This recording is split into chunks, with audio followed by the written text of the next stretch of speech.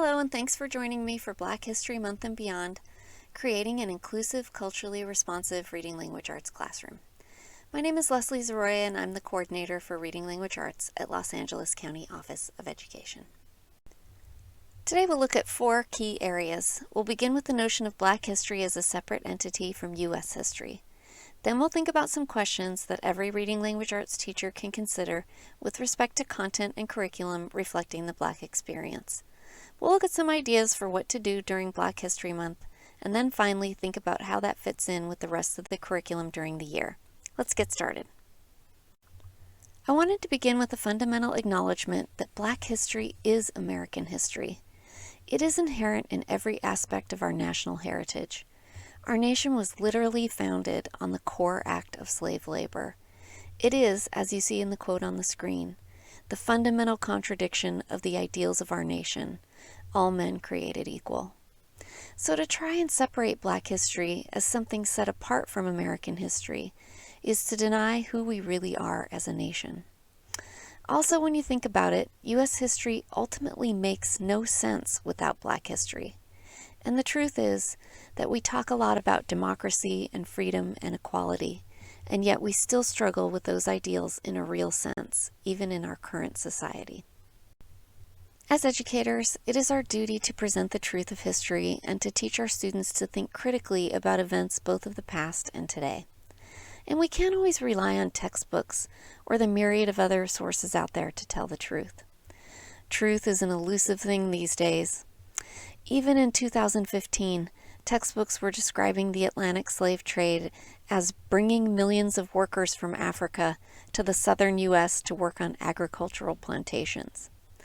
And as you see here, the true story is that humans were taken against their will, transported in the bowels of ships, sold into chattel slavery, frequently maimed, forced to endure the terror of bondage. If this first paragraph was presented to a classroom full of students, their perception of the slave trade would be vastly different than how it is described in the second paragraph. And so our charge is to consider not only what texts we choose for students, but also how we guide them through and how we teach them to question what is presented. So I know many teachers may be hesitant to acknowledge Black History Month and wonder if it is helpful or harmful to become a focus of instruction. This is a good question, and I think the answer is, it depends on the approach. Yes, teachers of any ethnicity definitely can and should address Black History Month. It is one way to fill in the gaps of both history and the reading language arts curriculum. It can be an excellent vehicle for connecting issues of the past to issues we face today, especially for Black Americans. The other thing I think is so important is that Black History Month can highlight more than the forced free labor of Black Americans, and instead celebrate the creativity, joy, resistance, resilience, and beauty of Black Americans through text and media. What would not be super helpful is a repeat of the same old heroes and holidays curricula related to sort of the traditional coverage of Black History Month. I think it has to both mean something in terms of relevance and significance, but also be compelling and inspiring.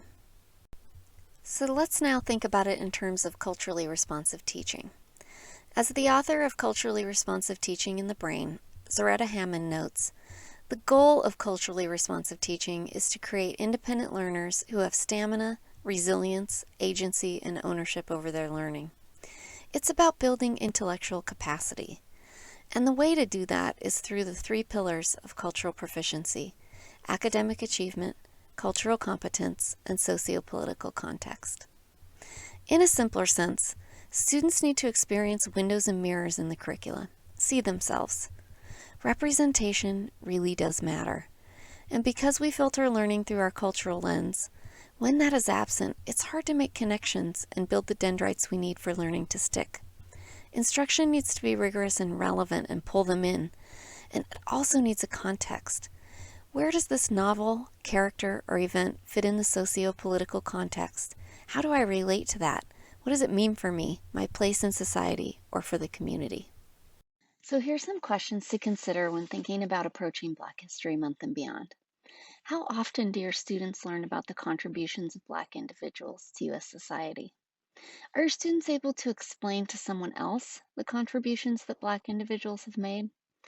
How many books or other texts by or about Black writers do your students read during the academic year? How many books or other texts do your students read that highlight Black experiences? What kinds of experiences? If your students' readings have Black characters, do these characters have positions of power? Have students had opportunity to research or explore Black issues, texts, or other media? These questions can help determine what emphasis to place during Black History Month and what to disperse throughout the school year as part of the regular curriculum. If you realize that you really have not featured many Black authors or books about Black experiences, like the ones you see on the screen here, maybe that is a first step in shifting towards a more culturally inclusive classroom. Let's say you do have a wide variety of books and authors, and students do experience issues and identities of Black culture. Then the next layer would be to examine, well, what kinds of experiences are they getting? Do you mostly have civil rights icons and eras in your curriculum? Can you update and add issues of Black Lives Matter and modern activism? So the point is really to just take a hard look at what students are being offered and ask lots of questions. I love this quote from Cassandra Dillard in Teaching Tolerance. She says, all students should engage in lessons that center Black people whose narratives aren't always steeped in oppression and struggle. They created, they built, they were revolutionaries. Show students that Black people throughout American history and throughout world history have always had full human experiences. Black history isn't a tragedy, and teaching and learning it can and should be a celebration. It's a good reminder that there is depth and breadth in the Black experience and lots of ways to showcase and explore the contributions and experiences of Black Americans. So let's look now at a few things you could do during the actual Black History Month. First, move beyond the stereotypical heroes and holidays mentality, especially in grades 6 through 12. How many times do kids need to read the I Have a Dream speech or Langston Hughes' Dream Deferred poem? Black History Month is a great time to focus on all of the unsung contributions that Black Americans have made to art, music, literature, science, and math. Focus on that and make it a fun, did you know kind of experience. Instead of focusing on slavery and civil rights, connect those issues to the issues we face in society now.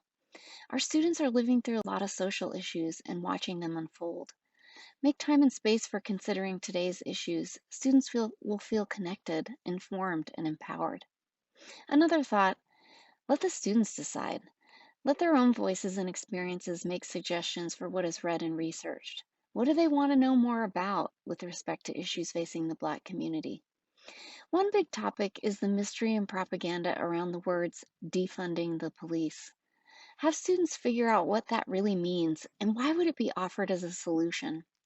Talk about how and why Black Americans might have strong feelings about how they are treated and represented by police, and what the implications of that might be. I know veering into social issues can be scary, but it can be done in a safe environment with rules for discussion and structure to activities. Ignoring what is happening in the community and our society can send the subtle message that it doesn't matter. That's worse than any sticky discussion in a classroom.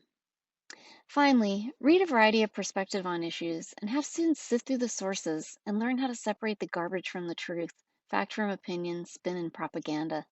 These are such amazing skills that they need to function out in the world.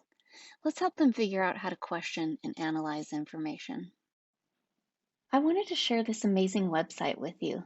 Blackpassorg is the world's largest repository of African American history, with over 10,000 articles, videos, primary source documents, and resources. Here's what the homepage looks like. It has the typical heroes and events, but it also covers so much more. Not only does it have African American history, but also global African history, which opens up a whole new world of discoveries with inventors, artists, changemakers. If you look at the special resources section, you can also search the top 100 African American firsts, genealogy resources, every African American office holder since 1641, and a whole catalog of STEM innovators. And if you go to the main features tab and click the drop down, there's a section called Using Blackpast in the Classroom. And guess what? Lesson plans. Surf around and look at each of the drop-down menus. There are just so many wonderful things on here. Another great site is teachingbooks.net. It's free to all California educators and is a wonderful companion for all reading language arts teachers. You can search virtually any book and find a myriad of resources to go with it: author interviews, vocabulary work, activities, and lessons. It's awesome. Here's a few more ideas to celebrate during Black History Month. Why not do book talks? Students sign up for a designated day and give a short 5-minute talk on a book of their choosing, either by a Black author or on a Black experience. They show the book, tell title and author, give a quick synopsis, and tell things like what they learned and liked about it or didn't like, what was fascinating or intriguing, how the illustrations added or detracted, and then they read a short sampling so students can hear what it sounds like. These can be picture books, novels, biographies, virtually any genre. This was a staple activity in my classroom, and the kids grew to love it, and it always prompted waiting lists for certain books. They became exposed to so many more titles and subjects. Another idea: podcasting. I love podcasts. They hit every domain: reading, writing, listening, and speaking. Students could either host their own podcasts, sharing books, resources, or something cool they've learned, or they could listen to a podcast and do something similar to a book talk, but a podcast talk and share similar highlights. Finally, how about a mini research project? Have students explore the contributions of Black Americans that have not been widely acknowledged and do a short presentation on what they discover. So those were a few ideas to consider for celebrating and acknowledging Black History Month. Now let's talk about the rest of the year. This is the even more important thing to think about in terms of culturally responsive teaching.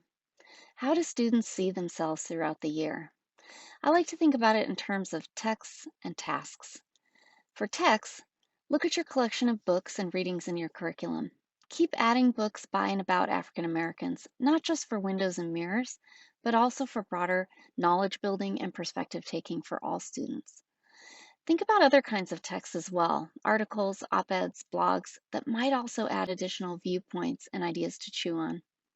And while we are specifically focusing on Black History Month and the Black experience in this particular module, culturally responsive classrooms in general assess representation across all ethnicities and genres. Take a look at all of your students. Do they see themselves anywhere? Could they, if there was maybe more choice in some texts? Next, think about tasks in terms of what students are asked to do and how they are instructed to do it. Ethnicity can be a lens through which we view characters, events, contributions. We can ponder things like, what if this character had been white instead of black, or Asian instead of Hispanic? How would this story translate differently? How would the meaning change? So ethnicity can be a powerful lens, and it doesn't have to be confrontational or crazy to mention race or use it as a lens to dissect texts. Race and culture matter. They have implications. What are those? This ties to the socio-political context as well. What's going on in the setting of the novel? How does the backdrop of, say, the civil rights movement impact the character's development and actions? What if the story were set in a different context, like the Vietnam War? Would it play out the same way?